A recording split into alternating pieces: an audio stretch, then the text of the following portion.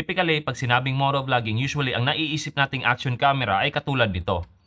Itong Insta360 Ace Pro o kaya Ace Pro 2. Mga traditional action camera. Now, itong Insta360 X4, usually nakikita lang natin na ginagawang secondary action camera. Kadalasan nakikita natin itong nilalagay sa side mirror, sa handlebar, o kaya sa selfie stick. Now, kung aspiring motovlogger ka or nagsisimula ka pa lang sa content creation mo, masyadong mahal kung bibilhin mo itong dalawa. So, kung ang budget mo para sa isang action camera lang, tapos ito yung natitipuhan mo, marahil yung isa sa pinakamalaking katanungan sa isip mo is kung paano mo siya magagamit sa pagmomotovlog. Well, sagot ka na ng video na to, kaya panoorin mo hanggang dulo. For context, itong Insta360 X4 merong dalawang lente magkabilaan. Unlike dito sa isang typical action camera na iisa lang. Ito kasi 360 action camera. As the name suggests, kaya nitong kunan ang buong paligid niya. At meron itong max resolution na 8K 30 FPS. In other words, napakalawak at napakarami ng anggulo na pwede mong makuha bilang output gamit ang kamerang to. Idagdag mo pa dyan, nagagawa din ng kamerang to na itago ang selfie stick kung saan ito nakakabit. Kaya minsan napagkakamalan itong drone o parang may cameraman kang sumusunod sa'yo, kumukuha ng video. By the way, itong Insta360 X4 na hawak ko ngayon, merong lens guard na nakakabit. Bibigay ito ng proteksyon lalong-lalo na kung yung mga shots natin medyo risky. Anyway, pagdating sa motovlogging, meron tayong dalawang options pagdating sa POV or point of view. Ang una dyan, yung first person POV, kung saan ang kinukunan mo ay yung nakikita mo bilang isang rider o kaya character. In other words, ito yung perspective mo habang nagdadrive. Usually, ang pinapakita mo dito ay yung manibela mo,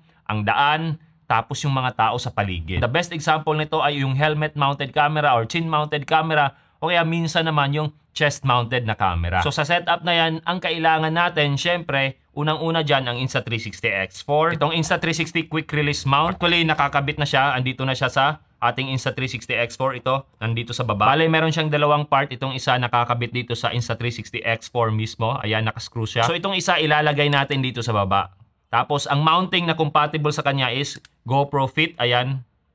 Saka, 1/4 inch mount. Now, kung di ako nagkakamali, meron ding horizontal frame na pwede mong mabili para dito sa Insta360 X4. Para mailagay natin to sa helmet nang hindi nakatayo, kundi nakahiga. Unfortunately, wala ako noon. Anyway, kung wala ka naman itong quick release mount at nagtitipid ka, pwede rin ito yung gamitin mo. Ito yung 1/4 inch mount to GoPro Fit na adapter na pwede nating ilagay dito sa baba. Ayan. So ito yung magiging itsura niya once nakakabit na. Now, since motovlogging yung pinag-uusapan natin dito, kailangan din natin ng mic adapter. So ito yung Insta360 X4 na mic adapter. Tatanggalin natin itong USB cover niya. Ayan.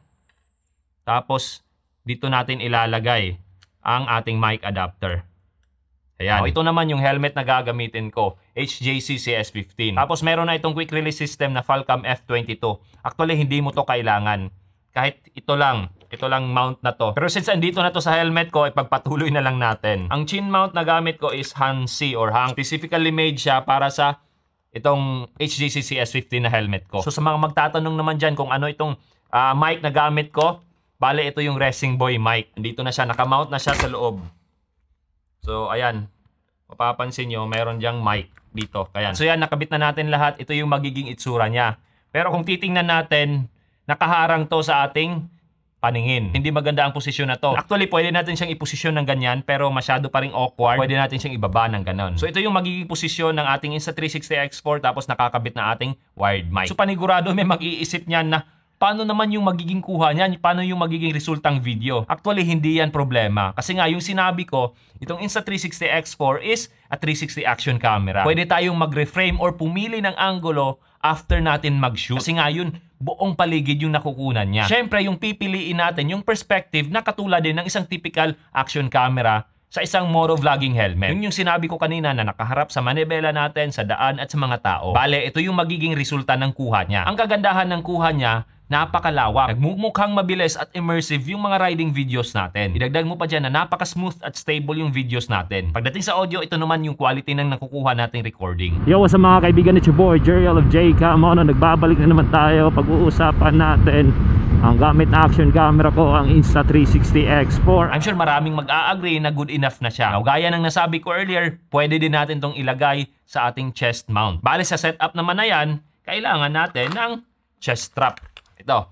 So ito yung chest strap natin kung ilalagay na natin siya sa ating katawan. Now itong mic adapter tatanggalin natin kasi hindi siya possible na lagyan ng wired mic. Or kung lalagyan mo man ng wired mic, medyo hassle na siya. So, ilalagay or ibabalik natin tong kanyang cover. Tapos ito na yung magiging itsura ng ating setup. Ayan. So sa ganitong setup, mas mababa yung ating angulo or yung kuha natin kaysa sa ating chin-mounted camera. Tapos pagdating sa audio, mas mainam na ang gagamitin mo is wireless o kaya Bluetooth mic. Katulad nitong intercom na gamit ko na KY Pro ng Freedcon or itong Freedcon FX na andito sa helmet ko. Kasi itong Insta360 X4, meron itong feature na pwede mong magamit ang mga intercom bilang isang Bluetooth mic. Now syempre, hindi tayo nagtatapos doon kasi meron pa tayong pangalawang option ng point of view. Ito yung third person POV. Kung saan ang ating camera nakamount naman malayo sa katawan natin. Pwede ito nakalagay sa side mirror, sa handlebar, sa selfie stick, sa clamp mount, o kaya sa crash guard. So sa ganitong setup, ito naman yung mga kailangan natin. Una na syempre itong motorcycle clamp natin. Ito. Kailangan din natin ng selfie stick. Ito. Pwede din tayong gumamit itong back bar mount. Ito, parang sinturon.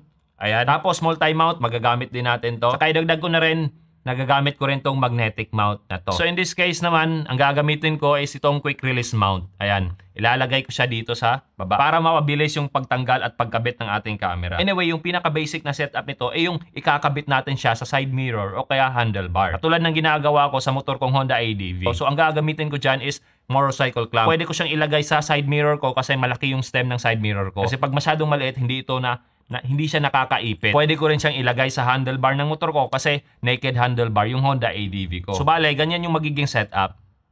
Pero kung gusto natin siyang i-extend, pwede tayong maglagay ng selfie stick. So ito naman yung itsura niya pag meron tayong selfie stick na inilagay para pwede natin siyang i-extend. Take note lang, mag-invest ka sa magandang motorcycle clamp at mag-invest ka rin sa magandang selfie stick kasi mapapakamot ka talaga sa ulo pag itong kamerang to nahulog. So wag mong tipirin itong motorcycle clamp saka itong selfie stick. Na itong ganitong combination ng accessories, hindi lang sa side mirror or handlebar natin pwedeng ikabit. Actually, pwede din natin siyang ilagay sa mga iilang parte pa ng ating motor katulad ng crash guard. Kaya nasubukan ko tong gamitin sa may suspension or front suspension ng aking motor. Tapos nasubukan ko ring ilagay to sa likuran malapit sa tambucho. Magdedepende na lang talaga yan kung meron kang paglalagyan na bar na pwedeng ipitin itong clamp. Kung gusto mo siyang i-extend na medyo mahaba, mag-invest ka rin sa extra clamp. Huwag kang masyadong magtiwala sa iisang clamp lang dito.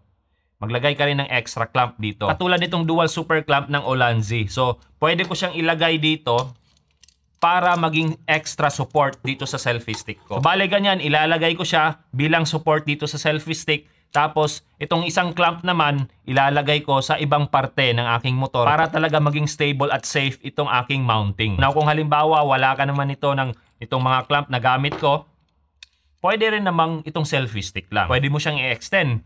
Magkakaroon ka na ng parang drone na mga shots. O kaya kung meron kang back ride, pahahawakan mo to. Pwede rin. Pero kung wala kang back ride, tapos gusto mo yung mala drone shot na mga kuha, pero ayaw mo namang masakripisyo yung kamay mo na talagang hahawakan to, well, pwede kang mag-invest or bumili nitong back bar mount na pinakita ko kanina. So itong back bar mount yung gagamitin mo, ilalagay mo siya na parang sinturon. Tapos, itong selfie stick, ikakabit natin dito sa baba. Tapos syempre, pwede nating i-extend yung ating camera. Ganyan. Para sa mala drone shot na mga kuha. Pwede din natin siyang ilagay sa ating gilid, ganyan, or sa likuran. So, hindi lang siya para sa harapan lang. Pero, usually, nilalagay ko siya sa harapan para makita ko. Kasi mahirap kung nasa likod, hindi ko siya nakikita. Pero just a reminder lang, pag nagmumotor ka, tapos ganito yung setup mo, huwag mo masyadong bilisan. Siyempre, dapat tayong mag-ingat para sa sarili natin at para sa ibang tao. At para na rin sa ating camera, siyempre, di ba? Na kung gusto naman natin ng mga flyby shots, pwede din nating ilagay ang ating camera dito sa multi-mount. So itong multi-mount naman, meron itong mga paa. So pwede natin itong ilagay sa gilid ng daan para magkaroon tayo ng mga flyby shots. Now, para sa mga susubok ng ganitong setup, ingatan nyo yung camera nyo, piliin nyo yung lugar, baka kasi merong mga taong nag-aabang dyan, baka nakawin tong camera nyo. So mahirap na. So piliin nyo yung lugar na paglalagyan nyo nito. Pwede rin natin gamitin tong magnetic mount natin. So ito yung magiging itsura niya pag nakalagay na siya. Tapos ito, dumidikit to sa mga bakal. So for example, imagine nyo na lang ito, poste to, mailalagay natin to. Ganyan. So mas madali itong ganitong setup kasi madali siyang idikit at madali din siyang tanggalin. So ingatan nyo lang din na pag nilagay nyo to, walang magnanakaw sa paligid. As usual, di ba?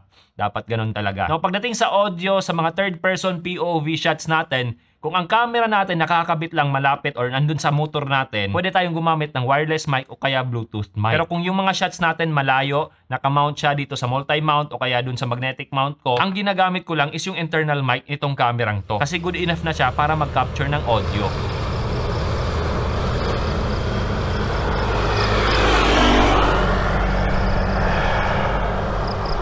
Pero kung medyo mahangin naman, pwede ka rin mag-invest ng mga tinatawag nating windscreen. Pwede natin siyang dikitan ng mga windscreen dito sa gilid na mabibili din natin para at least yung wind noise hindi ganun kalakas. So by the way, lahat ng mga accessories na pinakita ko, ilalagay ko yung link sa description o kaya sa comment section para dun sa mga gustong bumili. With all that being said, kung gusto mo talaga ng motovlogging tapos meron ka rin mga magagandang ideya, mga valuable idea para ma-share mo sa mga manunood sa'yo, tapos itong Insta360 X4 ang meron ka, o kaya ito yung talagang gusto mong bilhin, by all means, do it. Ika nga sa kasabihan, the best camera is the one you have. At gaya ng pinakita kong mga shots, napaka-capable itong Insta360 X4 pagdating sa motovlogging. Mapa first person man o kaya third person POV shots. Well, hindi ito yung typical form factor ng mga action camera na katulad nito. Pero in terms of creative shots saka coverage, itong kamerang to is jack of all trades. Kaya ano pang hinihintay mo? Lumabas ka na, gumawa ka ng content kasi dyan ka mas lalong matututo gamit itong Insta360 X4 mo.